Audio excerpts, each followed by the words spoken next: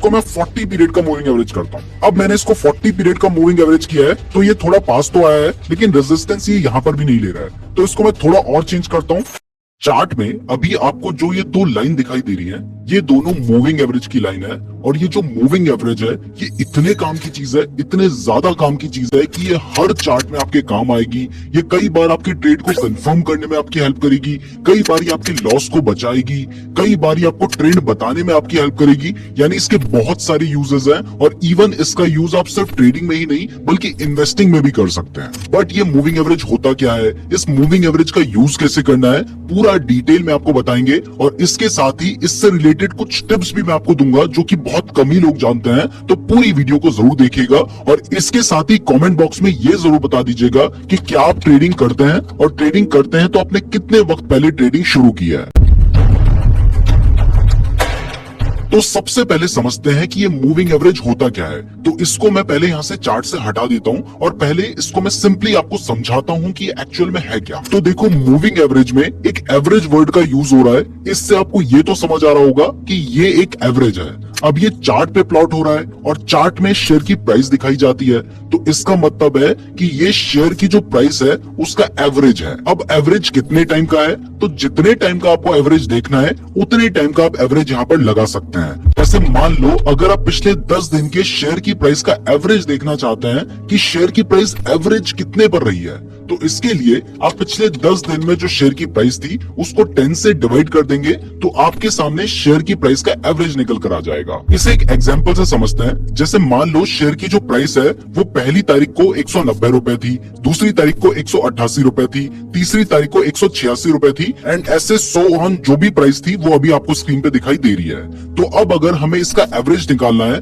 और ये पता करना है कि शेयर की जो एवरेज प्राइस है वो क्या है, तो इसके लिए पिछले 10 दिन में जो शेयर की प्राइस रही है उसको हम ऐड करेंगे, और ऐड करने के बाद अगर उसे 10 से डिवाइड कर देंगे तो हमारे सामने एक एवरेज निकल कर आ जाएगा। तो इसी तरीके से जो शेयर की प्राइस होती है उसका जो एवरेज होता है वो आपको मूविंग एवरेज से पता चलता है। समझ आ गया? लेकिन ये मूविंग एवरेज क्यों है? तो ये मूविंग एवरेज इसलिए है क्योंकि मान लीजिए अगर आप 10 दिन का मूविंग एवरेज कैलकुलेट करना चाहते हैं तो 10 तारीख को आप 1 से लेके 10 तारीख तक की जो प्राइस होगी उसको जोड़ेंगे और 10 से डिवाइड कर देंगे। लेकिन 11 तारीख को आप क्या करेंगे? 11 तारीख को आप 2 तारीख से लेके 11 तारीख तक की जो प्राइस होगी उसको आप 10 से डिवाइड कर देंगे। ऐसे जैसे ही 12 तारीख आएगी तो फिर हम 2 तारीख को छोड़ देंगे, 13 तारीख आएगी तो फिर हम 3 तारीख को छोड़ देंगे, और सिर्फ पिछले 10 दिन का हम एवरेज ले रहे हैं। तो क्योंकि शेयर की प्राइस मूव कर रही है तो इसलिए ये एक मूविंग एवरेज है। अब अभी जो एवरेज निकालकर मैंने आपको दिखाया था ये सिंपल मूविंग एवरेज था, लेकिन अगर मैं आपसे पूछूं कि 10 दिन पहले कोई चीज हुई थी वो बात ज्यादा इंपॉर्टेंट है, या 1 दिन पहले कोई चीज हुई थी वो बात ज्यादा इंपॉर्टेंट है, तो जाहिर सी बात है कि 1 दिन पहले जो हुआ था वो ज्यादा इंपॉर्टेंट है। बात तो सही है। तो एवरेज निकालते हुए 1 दिन पहले जो हुआ था हमें उस पर ज्यादा ध्यान देना चाहिए ना, देना चाहिए। तो इसलिए इसको निकालने का एक तरीका होता है जिसको एक्सपोनेंशियल मूविंग एवरेज कहा जाता है, शॉर्ट में इसे ईएमए भी बोलते हैं। तो इस केस में एक्सपोनेंशियल मूविंग एवरेज निकालने के लिए हम 1 या 2 तारीख के कंपैरिजन में जो 9 या 10 तारीख है उसको ज्यादा वेटेज देंगे। तो अब आपको क्लियर हो गया है कि मूविंग एवरेज क्या होता है, मूविंग एवरेज कैसे निकाला जाता है, और सिंपल मूविंग एवरेज क्या होता है, और एक्सपोनेंशियल मूविंग एवरेज क्या होता है। अब क्योंकि आपको पता है कि एक्सपोनेंशियल मूविंग एवरेज में जो रीसेंट डेटा है उसको ज्यादा प्रेफरेंस दी जा रही है या ज्यादा वेटेज दिया जा रहा है, तो वैसे तो देखो अगर आप सिंपल मूविंग एवरेज लगाओगे या एक्सपोनेंशियल मूविंग एवरेज लगाओगे तो बहुत ज्यादा फर्क नहीं पड़ेगा। लेकिन क्योंकि इसमें पास वाले इवेंट को ज्यादा वेटेज दिया जा रहा है इसलिए मैं पर्सनली प्रेफर करता हूं एक्सपोनेंशियल मूविंग एवरेज को यूज करना। आप चाहे तो सिंपल मूविंग एवरेज भी यूज कर सकते हैं, एक्सपोनेंशियल मूविंग एवरेज भी यूज कर सकते हैं। तो चलिए अब समझते हैं कि ये जो सिंपल मूविंग एवरेज है या एक्सपोनेंशियल मूविंग एवरेज है इसे किसी भी चार्ट में कैसे लगाना है। तो जिस भी चार्ट में आप इसे प्लॉट करना चाहते हैं आपने वहां पर इंडिकेटर का सेक्शन होगा, उस इंडिकेटर पे जाना है और यहाँ पर मूविंग एवरेज लिखकर सर्च कर लेना है। अगर आप मूविंग एवरेज लिखकर सर्च करेंगे तो यहाँ पर आपके सामने सिंपल मूविंग एवरेज लिखा हुआ आ रहा है, और अगर आपको चाहिए कि आप एक्सपोनेंशियल मूविंग एवरेज लगाना चाहते हैं तो आपको ईएमए लिखकर सर्च करना होगा, और यहाँ पर आपके सामने एक्सपोनेंशियल मूविंग एवरेज लगा हुआ आ जाएगा। अब जैसे ही आपने एक्सपोनेंशियल मूविंग एवरेज लगाया है तो आप देख सकते हैं कि आपके सामने एक इस तरीके की ब्लू कलर की लाइन बनकर आ गई है जो कि 9 पीरियड का एक्सपोनेंशियल मूविंग एवरेज है। अब ये कितने पीरियड का मूविंग मूविंग एवरेज है ये पता करने के लिए आपको यहाँ पर सेटिंग का एक ऑप्शन दिखाई दे रहा है, आपने इस पे क्लिक कर देना है। तो यहाँ पर जाने के बाद आप इनपुट में जाएंगे तो आपको दिखाई दे रहा है कि इसकी लेंथ 9 है, यानी ये 9 पीरियड का मूविंग एवरेज है। इसका मतलब है कि ये पिछली जो 9 कैंडल्स है उनका मूविंग एवरेज है, पिछले 9 दिन का नहीं। बहुत सारे लोगों को लगता है कि 9 मतलब ये पिछले 9 दिन का मूविंग एवरेज है, बट ऐसा नहीं है, ये पिछली 9 कैंडल का मूविंग एवरेज है। अब ये जो मूविंग एवरेज है ना, ये बाय डिफॉल्ट 9 पीरियड का आता है, लेकिन इसको सब अपने अपने हिसाब से यूज करते हैं। जैसे ज्यादातर जो फेमस है वो है 20 पीरियड का मूविंग एवरेज, 50 पीरियड का मूविंग एवरेज, 100 और 200 पीरियड का मूविंग एवरेज। अब 100 और 200 पीरियड का मूविंग एवरेज तो लॉन्ग टर्म इन्वेस्टिंग के काम आता है, लेकिन अगर आप ट्रेडिंग करते हैं तो वहां पर 20 और 50 पीरियड का मूविंग एवरेज, और कई बार आप 5 या 7 पीरियड या अपने हिसाब से कोई भी पीरियड का मूविंग एवरेज अप्लाई करके देख सकते हैं। अब थोड़ा आगे मैं आपको इसकी एक प्रो टिप दूंगा कि आपको कितने पीरियड का मूविंग एवरेज यूज करना चाहिए। फिलहाल यहाँ पे मैं 20 मूविंग एवरेज लगा देता हूं, और इसके साथ ही क्योंकि ये ब्लू कलर की काफी पतली सी लाइन है तो इसको मैं थोड़ा सा मोटा कर देता हूं, यानी इसकी थिकनेस बढ़ा देता हूं ताकि आपको क्लियरली ये नजर आए। तो अब आपको ये जो ब्लू कलर की लाइन नजर आ रही है ये 20 पीरियड का एक्सपोनेंशियल मूविंग एवरेज बन गया है। तो अब आपको ये इंडिकेटर लगाना तो आ गया है, लेकिन मेन मुद्दा है कि ये इंडिकेटर काम क्या करता है। वैसे इससे पहले मैं आपको बता दूं कि ये जो मूविंग एवरेज है ये एक लैगिंग इंडिकेटर है। अब क्योंकि आपको पता है कि पिछले 10 दिन की जो प्राइस है उसका एवरेज करके ये आपको प्राइस बताता है, तो ये हमेशा प्राइस से पीछे चलता है। अब इसका मतलब ये बिल्कुल भी नहीं है कि ये बुरा है, ये बहुत ही ज्यादा यूजफुल इंडिकेटर है, और सबसे ज्यादा इवन मुझे लगता है कि एक्सपोनेंशियल मूविंग एवरेज या मूविंग एवरेज का ही यूज किया जाता है। तो सबसे पहली चीज जो ये इंडिकेटर दिखाता है वो ये है कि चार्ट में ट्रेंड क्या चल रहा है, यानी इस इंडिकेटर के थ्रू आप चार्ट में ट्रेंड पता कर सकते हैं। आपने कोई भी रैंडम चार्ट खोल लिया, अब आपको उसका ट्रेंड समझ नहीं आ रहा है, आप पता करना चाहते हैं कि स्टॉक अप ट्रेंड में है, डाउन ट्रेंड में है या फिर साइडवेज ट्रेंड में है, तो ये इंडिकेटर वहां पर आपकी हेल्प करेगा। और क्योंकि आपको पता है कि trend is your friend until it bends, यानी हमेशा कहा जाता है कि जिस डायरेक्शन में चार्ट का ट्रेंड है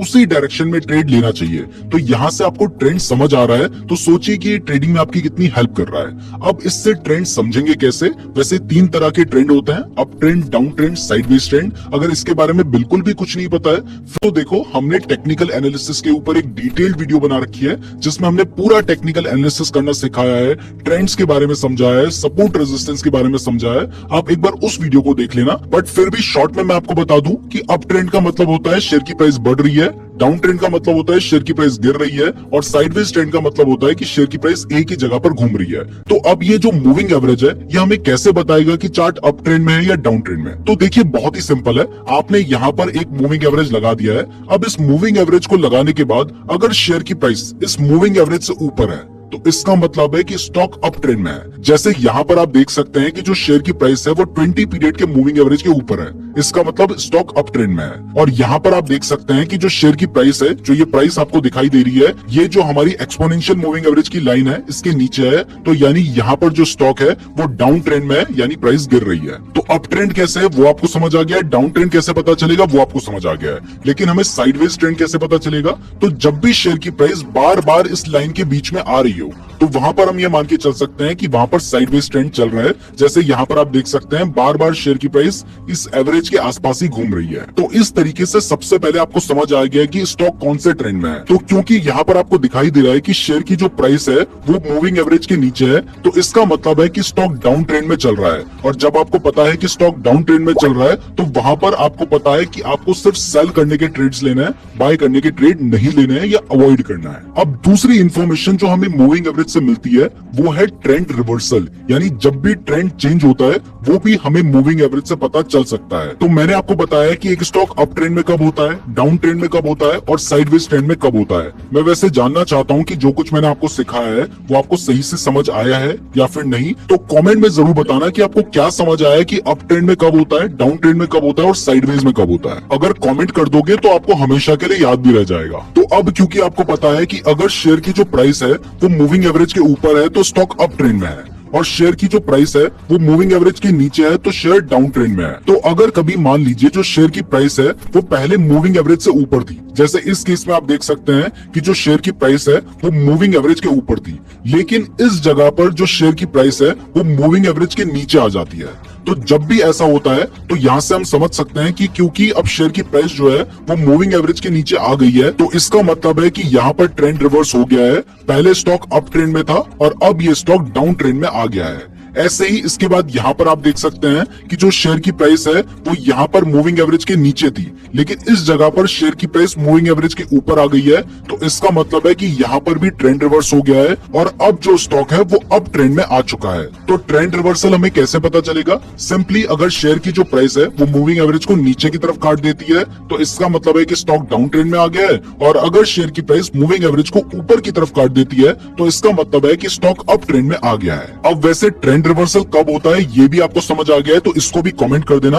और हाँ, वीडियो पसंद आ रही है तो वीडियो को लाइक जरूर कर दीजिएगा और इस तरीके की और वीडियोस देखने के लिए हमारे चैनल को जरूर सब्सक्राइब कर दीजिएगा। अब इसके बाद जो थर्ड चीज हमें मूविंग एवरेज से पता चलती है वो है एक स्टॉक का सपोर्ट और रेजिस्टेंस। वैसे आपको एक स्टॉक का सपोर्ट एंड रेजिस्टेंस कैसे पता करना है, ये पता के थ्रू भी हम एक स्टॉक का सपोर्ट एंड रेजिस्टेंस पता कर सकते हैं, क्योंकि बहुत बार देखा गया है कि स्टॉक जो है वो मूविंग एवरेज के पास रेजिस्टेंस या सपोर्ट लेता है। जैसे इस केस में आप देख सकते हैं कि जो स्टॉक है वो डाउन ट्रेंड में है और एक ना एक पॉइंट ऐसा फील हो रहा है कि यहाँ पर जाने के बाद शेयर की प्राइस बार बार नीचे गिर रही है। जैसे इस जगह पर आप देख सकते हैं यहाँ पे जाने के बाद शेयर की प्राइस थोड़ा सा नीचे हुई, फिर बार बार इसने यहाँ पे रेजिस्टेंस लिया, यहाँ पे रेजिस्टेंस लिया। अब यहाँ पर मैंने 50 पीरियड का मूविंग एवरेज लगा रखा था, तो उस 50 पीरियड के मूविंग एवरेज से तो ये काफी दूर हो रही थी, तो इसको मैं थोड़ा एडजस्ट करता हूँ और इसको मैं 40 पीरियड का मूविंग एवरेज करता हूँ। अब मैंने इसको 40 पीरियड का मूविंग एवरेज किया है तो ये थोड़ा पास तो आया है, लेकिन रेजिस्टेंस ये यहाँ पर भी नहीं ले रहा है, तो इसको मैं थोड़ा और चेंज करता हूँ और देखता हूँ कि ये कहाँ पर रेजिस्टेंस ले रहा है। आप भी इसे खुद ट्राई करके देखिएगा।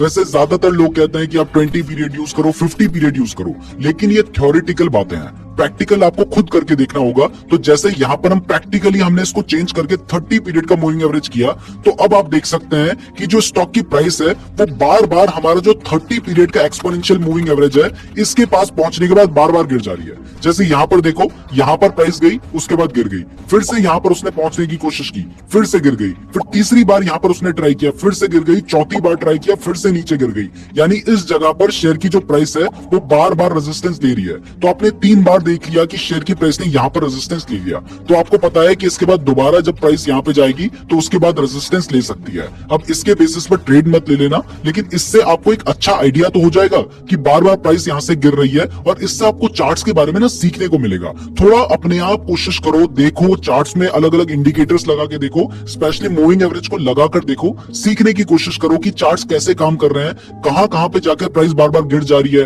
कौन से ऐसे पॉइंट्स है जहां से प्राइस बढ़ जा रही है। तो यहाँ पर देखिए, अब यहाँ पर भी शेयर की जो प्राइस है उसने यहाँ पर भी रेजिस्टेंस दिया है। अब इसके बाद यहाँ पर आप देखिए कि यहाँ तक शेयर की प्राइस ने रेजिस्टेंस लिया, उसके बाद शेयर की प्राइस साइडवेज हुई, और एक बार जैसे ही शेयर की प्राइस ने इस रेजिस्टेंस को ब्रेक कर दिया उसके बाद शेयर की प्राइस बढ़ी। अब ऐसा नहीं है कि अभी एक स्टॉक या एक चार्ट 30 एक्सपोनेंशियल मूविंग एवरेज पर रेजिस्टेंस ले रहा है तो हर बार 30 पे ही लेगा। हो सकता है यहाँ पे 30 पे ले रहा हो, लेकिन आगे चल के वो 35 पे रेजिस्टेंस लेने लग जाए, 40 पे रेजिस्टेंस लेने लग जाए, तो ये आपने खुद से ट्राई करके देखना होगा। अब ऐसे ही सपोर्ट का एग्जांपल देखें तो सपोर्ट वो पॉइंट होता है जहां पर जाने के बाद शेयर की प्राइस बार बार बढ़ जाती है। तो यहाँ पर आप देख सकते हैं कि यहाँ पर शेयर की प्राइस थी, उसके बाद बढ़ी, इसके बाद फिर इस पॉइंट पर आई, यहाँ से फिर बढ़ गई, इसके बाद दोबारा इस पॉइंट पे आई और इसके बाद फिर से बढ़ गई। तो यहाँ पर आपको दिखाई दे रहा है कि इस पॉइंट में शेयर की प्राइस ने बार बार सपोर्ट लिया है। तो इस तरीके से आप एक चार्ट में सपोर्ट एंड रेजिस्टेंस भी पता कर सकते हैं। इसके बाद यहाँ पर आप देख सकते हैं कि जैसे ही शेयर की प्राइस ने इस सपोर्ट को ब्रेक कर दिया उसके बाद कितनी ज्यादा शेयर की प्राइस गिरी। तो यहाँ से आपको काफी इंफॉर्मेशन शेयर के सपोर्ट एंड रेजिस्टेंस के बारे में भी मिल सकती है। तो यहाँ पर आपको एक तो सपोर्ट एंड रेजिस्टेंस समझ आ गया है, और इसके साथ ही मैंने आपको ये भी कहा था कि यहाँ पर मैं आपको बताऊंगा कि आपको कितने पीरियड का मूविंग एवरेज लेना है। तो देखिए, वैसे अगर आप सिर्फ एक मूविंग एवरेज यूज कर रहे हैं, वैसे चार्ट में एक मूविंग एवरेज नहीं, जनरली 2 मूविंग एवरेज को यूज किया जाता है। वो कैसे यूज करना है वो मैं आपको आगे बताऊंगा। लेकिन अगर आप सिर्फ एक मूविंग एवरेज का यूज कर रहे हो तो उसको ना चार्ट में अप्लाई करके देखो कि कौन सा ऐसा मूविंग एवरेज है जिसके पास आने के बाद शेयर की प्राइस बार बार गिर जा रही है या फिर बढ़ जा रही है, और इससे आपको पता चल जाएगा कि कौन सा मूविंग एवरेज यहाँ पर अप्लाई हो रहा है। अब फाइनली इसके बाद जो नेक्स्ट इन्फॉर्मेशन हमें मूविंग एवरेज से पता चलती है, उस इन्फॉर्मेशन को पता करने के लिए हमें चार्ट पर 2 मूविंग एवरेज लगाने होंगे। अभी हमने एक ही मूविंग एवरेज लगा रखा है, इसको हमें 2 करना होगा। तो पहले मैं दोनों ही मूविंग एवरेज हटा देता हूं और उसके बाद आपके सामने मूविंग एवरेज लगाऊंगा। तो मूविंग एवरेज लगाने के लिए आपको इंडिकेटर पे जाना है, और अगर एक्सपोनेंशियल लगाना है तो ईएमए लिख लो, और अगर सिंपल मूविंग एवरेज लगाना है तो एमए लिख लोगे तो भी आ जाएगा। तो मुझे ईएमए लगाना है, इसलिए मैंने ईएमए लिखकर सर्च किया है और यहाँ पर मेरे सामने मूविंग एवरेज एक्सपोनेंशियल लिखा हुआ आ गया है और इसको मैं 2 बार क्लिक करूंगा तो 2 बार ये मेरे चार्ट पे अप्लाई हो जाएगा। तो यहाँ पर आपको दिखाई दे रहा है 2 बार ये मेरे चार्ट पे अप्लाई हो चुका है। अब आपके सामने 2 मूविंग एवरेज तो आ चुके हैं, लेकिन ये दोनों मूविंग एवरेज हमें सेम पीरियड के नहीं लेने हैं। एक शॉर्ट पीरियड का मूविंग एवरेज लेना है, जिसमें हम मान लेते हैं कि हम 20 पीरियड का मूविंग एवरेज ले लेते हैं। तो ये मैंने 20 पीरियड का मूविंग एवरेज ले लिया है और इसका जो कलर है उसको मैं चेंज करके ग्रीन कर देता हूँ। तो यहाँ पर मैंने ग्रीन कर दिया है और इसकी थिकनेस भी थोड़ी बढ़ा देता हूँ। तो ये हमारा हो चुका है 20 पीरियड का मूविंग एवरेज। और इसके बाद एक हमें लार्ज पीरियड का मूविंग एवरेज लेना है, तो उसको मैं 50 पीरियड का मूविंग एवरेज कर लेता हूँ। ये भी आप अपने हिसाब से चेंज कर सकते हैं, 20-50 कर लो। और लॉन्ग टर्म के लिए इन्वेस्ट करना है तो आप वहां पे 50 और 200 पीरियड का मूविंग एवरेज भी लेकर चल सकते हैं। तो मेरा जो सेकंड मूविंग एवरेज है इसको चेंज करके मैं यहाँ पर 50 पीरियड का मूविंग एवरेज कर देता हूँ। तो इसको मैंने 50 कर दिया है और इसके साथ ही इसका जो कलर है इसको मैं चेंज करके रेड कलर का कर देता हूँ। ये हमने रेड कर दिया है और इसकी थिकनेस को बढ़ाकर भी मैं थोड़ा मोटा कर देता हूं ताकि आपको इजीली दिखाई दे। तो अब आपको दिखाई दे रहा है कि यहाँ पर हमारे सामने 2 मूविंग एवरेज है। जो रेड कलर का मूविंग एवरेज है वो हमारा 50 पीरियड का यानी लॉन्गर पीरियड का मूविंग एवरेज है और जो हमारा ग्रीन कलर का मूविंग एवरेज है वो हमारा शॉर्ट पीरियड का यानी 20 पीरियड का मूविंग एवरेज है। तो देखो यहाँ पर ना 2 तरह के क्रॉसओवर होते हैं, जिसमें जो एक मूविंग एवरेज है वो दूसरे मूविंग एवरेज को ऊपर या नीचे की तरफ काटता है। तो सबसे पहले गोल्डन क्रॉसओवर की बात करते हैं। तो गोल्डन क्रॉसओवर में जो हमारा शॉर्ट पीरियड का मूविंग एवरेज है यानी जो ग्रीन कलर का मूविंग एवरेज है वो हमारे लार्ज पीरियड के मूविंग एवरेज को यानी जो हमारा रेड कलर का मूविंग एवरेज है उसे ऊपर की तरफ काटता है। तो यहाँ पर आप देख सकते हैं कि यहाँ पर एक गोल्डन क्रॉसओवर हुआ है, क्योंकि जो हमारा लार्ज पीरियड का मूविंग एवरेज शॉर्ट पीरियड के मूविंग एवरेज ने ऊपर की तरफ काटा है। तो जब भी गोल्डन क्रॉसओवर होता है जिसमें जो हमारा लार्ज पीरियड का मूविंग एवरेज है उसको हमारा शॉर्ट पीरियड का मूविंग एवरेज ऊपर की तरफ काटता है, तो यह माना जाता है कि यहाँ पर जो स्टॉक है उसमें ट्रेंड चेंज हो गया है और यहाँ से स्टॉक की प्राइस बढ़ सकती है। तो जनरली लोग यहाँ पर बाय करने के लिए सजेस्ट करते हैं, बट मैं कहूंगा कि आपने सिर्फ एक इंडिकेटर को देखकर बाय नहीं करना है, क्योंकि अगर आप ऐसा करेंगे तो यहाँ पर आपके बार बार स्टॉप लॉस हिट होंगे। बट आप जो भी स्ट्रेटजी अप्लाई कर रहे हैं, चाहे कैंडलस्टिक पैटर्न्स का यूज कर रहे हैं, चार्ट पैटर्न्स का यूज कर रहे हैं,